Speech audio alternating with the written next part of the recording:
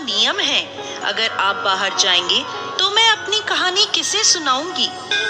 श्री राम ने कहा, तुम कुएं की पाल पर जाकर बैठ जाना और वहां पर जो औरतें पानी भरने आएंगी उन्हें अपनी कहानी सुना देना। सीता माता कुएं की पाल पर जाकर बैठ गईं। एक स्त्री आई, उसने रेशम की जरी वाली साड़ी पहन रखी थी और सोने का घड़ा ले रखा था। सीता माता उसे देखकर कहने लगी, बहन, मेरा 12 वर्ष का नित्य नेम सुनने का नियम है, मेरी कहानी सुन लो। पर वह स्त्री बोली, मैं तुम्हारा नित्य नेम सुनने बैठूंगी तो मुझे घर जाने में देर हो जाएगी और मेरी सास मुझसे लड़ेगी।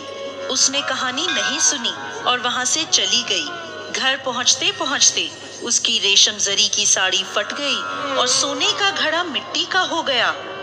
सास ने देखा तो बोली, ये किसका दोष अपने सिर लेकर आ गई है? बहू बोली, माताजी, मैं भी हैरान हूँ, ये कैसे हुआ?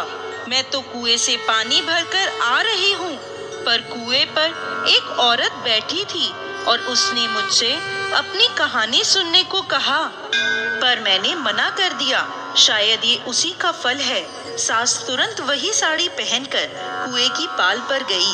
सास को वहां सीता माता बैठी मिली और बोली, बहन, मेरी कहानी सुन लो। सास बोली, एक बार छोड़, मैं तो 4 बार तेरी कहानी सुनूंगी।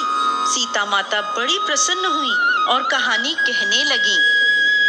कहानी सुनकर सास बोली, बहन, कहानी तो बहुत अच्छी लगी, और पूछा, तुम कौन हो? तब सीता माता बोली, मैं सीता हूँ। सीता माता का नाम सुनते ही वो स्त्री उनके चरणों में गिर पड़ी और फिर अपने घर चली गई। उसकी साड़ी फिर से रेशमी जरी की बन गई और मिट्टी का घड़ा फिर से सोने का हो गया।